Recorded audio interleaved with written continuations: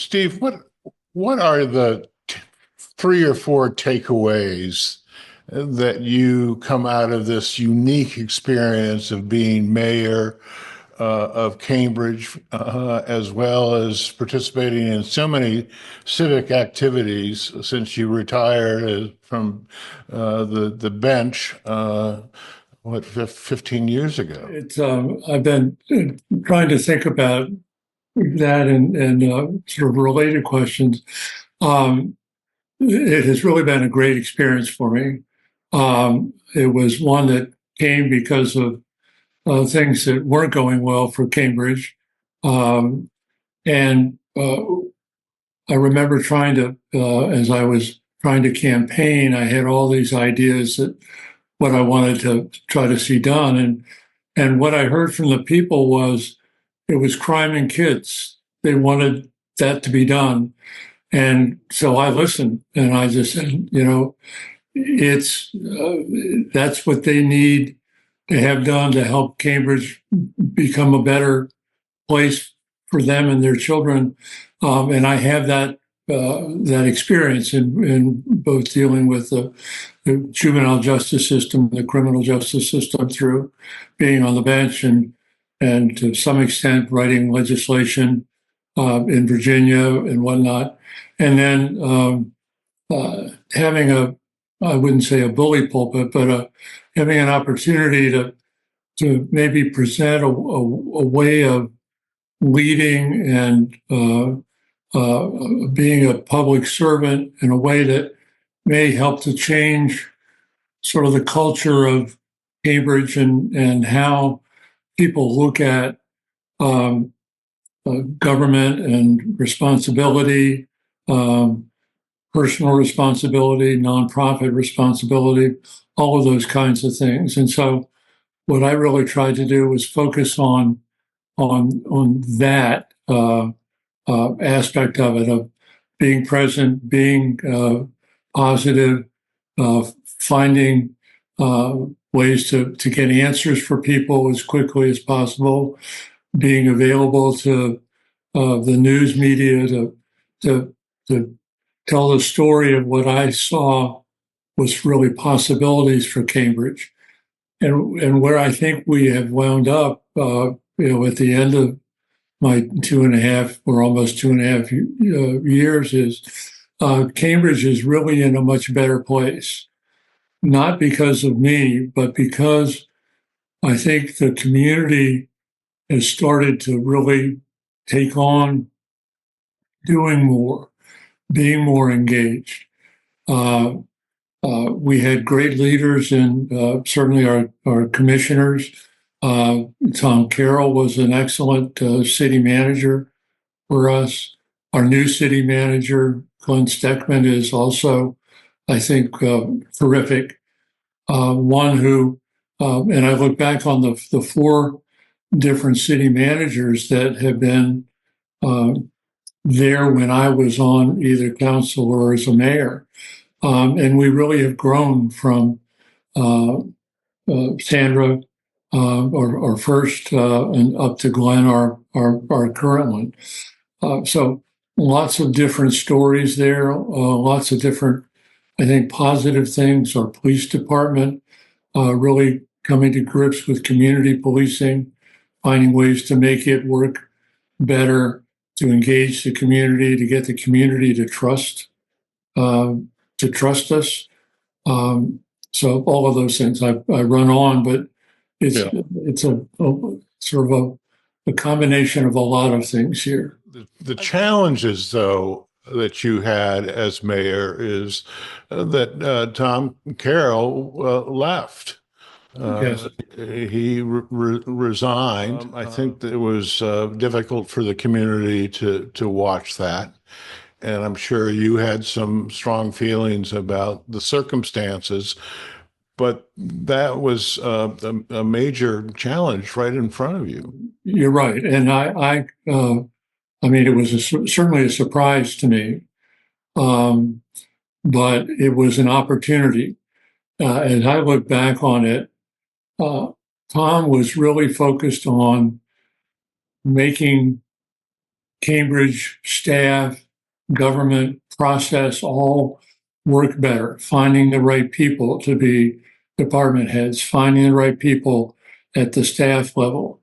And the CWDI situation, I think, was one which he said, "Look, you see, I'm just thinking this myself. He didn't tell me this, but I'm thinking he just said, look, I can't do all of this, and the CWDI was really going to get in the way, and so that's why I think he decided to move on, because his real focus has been on managing cities, not dealing with political, legal issues so much. Now, when he did leave, I really got involved with trying to find the solution there, and with the help of Tim Maloney, our lawyer, that was accomplished. He did a great job in uh, getting us to a position where we were able to have a sit down and wind up with the city and the county and the state all coming to agreement about how CWDI needs to work, and creating something that Tom and I had worked on in terms of changing the articles of incorporation, so that we wound up with doing a lot of what he and I had worked on in order to get us in the right place. And now with that new change in the articles of incorporation, I see CWDI and the development of Sailwinds being really has a solid basis to it now. Yeah. And they're gonna be able to move on, I think, well with that, and make that work, because now we all have it's all in writing about what everybody's responsibilities are. What did you personally learn from that experience? I mean, what could we have done something differently? Could the council have done something differently to avoid this, very public dispute? Well, I think what I could have done differently is, when I became mayor, I just assumed that everything was rolling along like it had been when Sandra Tripp Jones was the executive director. And right after my term on city council ended, soon after that, she ended her executive directorship, and Matt was brought on board. But I just thought everything was moving along in the same direction, so I didn't really pay that much attention to it. Matt and I talked, and met periodically, and he and I had conversations, but uh, uh, I didn't see the uh, sort of the real challenges there until I guess it was September, October, when things started to fall apart. And then suddenly I'm going, oh my goodness, I should have seen that sooner. Um, uh, had we seen it sooner, we could have approached the ultimate solution that we came up with sooner. I see. And we could have avoided, I think, the litigation. But certainly the litigation was a impetus to bring everybody back to the table to make some better decisions. In general, do you feel optimistic? Oh, very much so. Now, because of the change in the articles, the city manager and county manager are back on the board. They had been removed um, after I had left the city council. Uh, and during the time that Matt and I were talking, when I tried to say, "Hey, I want to come to the closed meetings," he was saying, no, you can't. And that was sort of one of the things I should have paid more attention to. Um, but as a result, I then learned that after Sandra left, the city manager and the county manager weren't invited to those meetings, and I wasn't aware of it. Mm. So that was another sort of failing on my part to have learned that and to done something more about that, or really to bring it to Tom's attention so that we could have done some strategy there. But it's now they're able to have that, go into those meetings. And Glenn Steckman has experience with all the kinds of development in a much bigger scale than what is at Cambridge Harbor. So he's knowledgeable and can really help not only CWDI but everybody understand how this process really needs to work. When you think back, what are the 2 or 3 things that you're the most proud of, or gave you the most psychic income, as they say? I mean, Well, I'd say that, I mean, the first thing, it was pre-mayor, city council, was getting the charter change, and I was involved with that effort. And I look back on that and I say, that really was a significant turning point. Now, it's been a slow turning point because that was back in 2015, and things didn't just immediately take place and great things happened. But over the transition of the city managers that we have had and the new council, and I think the current council as well as the one that's coming in, there's a much better understanding of the value of having a city manager form of government. So that, to me, it brought professionalism to the management, getting the right people in leadership positions, all of that sort of thing. Where before it was 200-300 years of good old boy network. That was good old boy for back then, but really doesn't work now. You really have to have professional management. Other things that I think are have been terrific. Just recently, and it's really after my term, but the enough legislation that Governor Moore had passed, and the money that the local management board, put together for that application. I mean, that's going to have a significant impact on children's issues here moving forward. The school system, again, nothing that I've had anything to do with, but having Jameel Thompson as the superintendent is going to make a huge difference, again, over time. But he is knowledgeable. He's got the confidence of the school board and the teachers and whatnot. And that's going to be another piece of making Cambridge and Dorchester County really show dramatic improvement. So a lot of good things have happened.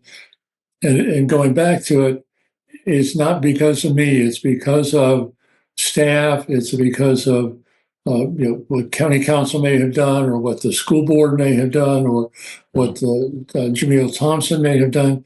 It's everybody together making this all come together. I guess the inevitable question is, what didn't go right? What were the things that you were frustrated that you weren't able to get to during your time? Yes. One frustration was I would have liked to have things happen more quickly. But just a quick story, when we developed a model court in Alexandria, Virginia, for the National Council of Juvenile and Family Court Judges. And I had been saying when we did that, oh, we're going to change child welfare in 5 years. Well, it's now been 20 years since I left the bench there, and child welfare has still got a lot to change. That too is here. Patience has got to be part of the solution. Certainly, there's been more community engagement. I would like to see more. That's been a disappointment.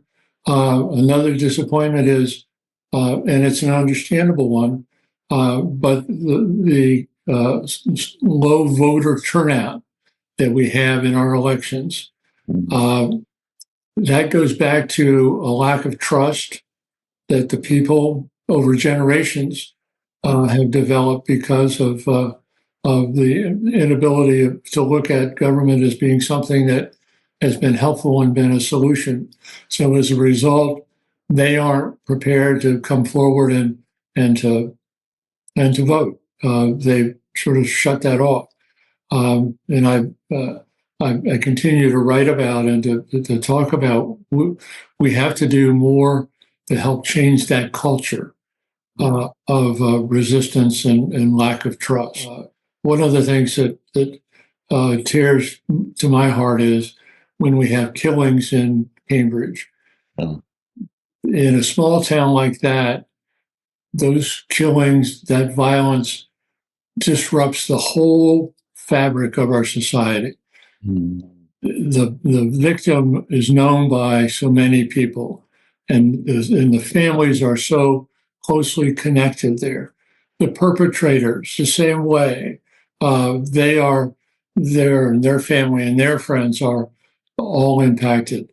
You see young lives being lost for 20, 25, 30 years for the rest of their lives because they are in jail because of the behavior. Finding ways to engage children earlier in services and programs is something that I really tried to do ever since I moved here. Trying to get early childhood reading, which is now certainly much more prevalent. Getting the community to engage in tutoring and mentoring children. It's critical because, particularly in Cambridge, the children are growing up in poverty and violence and family structures that are just too many of them are just not healthy. And having healthy adults, caring adults come in and participate with them is clearly one of the things that has to happen. What advice do you have for the new mayor and the new term for the council? Listen and listen again. Go ask questions. Listen again. The agenda, certainly each of them has their own agenda, but what they're going to find is that events, needs are going to overtake sometimes what their agenda may be. And they have to be willing to get out into the community and listen to what the people are saying to them, number one. The other is listen to Glenn Steckman. He is a resource. He's a perfect transition from Tom Carroll to Glenn Steckman. He's got the knowledge, the willingness to work with council, the past experience. He was on city council in Ocean City years and years ago. So he knows a lot and and really has already jumped in to reach out to the community, find out what's going on, getting things done. So those are the two things that I would say I would urge the council to do. The other thing that has come up recently is the fact that the state of Maryland is going through some significant reversals in terms of their budget projections. that ultimately rolls down to cities like Cambridge, doesn't Very it? much so. I mean, how do you protect a town or a city like that under these conditions? How do you? Well, it's interesting in regard to kids. Uh, I look at how Virginia dealt with funding for children's programs in communities. Um, and they didn't have a system where the state made all the decisions about where the money went. Money went to everybody in limited, certainly limited amounts, and the localities were given the opportunity to make the decisions where that money went because they were closer to the problem. I don't remember if I sent you the 12 rules of mission that I learned about back in the mid 90s, but one of them is listen to the people closest to the problem. And communities can tell you where that money needs to go much better than the state can. And the other piece of it is if you have everybody asking money from the state and filing grants, those grants are going to last for a year or 2 years or something. But Anne Arundel County is going to have a better grant writer than Caroline County, or will have more children or more needs than will Dorchester County. And so you wind up competing with one another for the limited resources. Mm-hmm. My solution, and as simplistically, is you give each of the jurisdictions a set amount of money and let them funding and let them make those decisions to where they can best use that money. Yeah. And quite frankly, I see the rural areas with a Democratic majority for years and years. Rural areas have gotten the short end of the stick for so long, and you wonder why the rural areas aren't voting for the Democrats. Well, because the money's going to the Baltimore, to the big cities, to where that population, the Democratic population is. And I think that's a political mistake, but it's also, and it's not unusual. It's not just Maryland. I mean, it happened in Virginia as well. The rural areas just didn't get the kind of resources that they needed, and they could have had fewer resources solve problems. I mean, here or in Dorchester County, you have 300 kids that or 500 kids that if you got the money to help them through a nonprofit or whatever, you would be you pretty much solve the problem. But that money goes elsewhere. As we kind of close up on this, I don't know what options you were looking at when you retired from the bench, but I could imagine that many people would take the next 15, 20 years of their life and work on their golf game or do something that is something they've been wanting to do but were professionally committed. You chose Cambridge. I want to go back to why you decided that this is where you were going to put your energy and your soul, really. Well, number one, my brother and his sister-in-law and my sister-in-law lived here. We're running a bed and breakfast, and they invited us down, and we saw Cambridge, and Alexandria was getting bigger and bigger and crowded, more and more crowded, and traffic was getting crazier and crazier. And so we thought, well, I was born in D.C. I grew up inside the Beltway. I lived inside the Beltway. I wanted to, maybe take a chance on something else, sort of an adventure. So what I did was I looked at children's issues in Dorchester County and Cambridge. And I saw a school system that was floundering, a school system that having children coming in who couldn't read, who didn't have the kind of support, family support that they wanted or needed.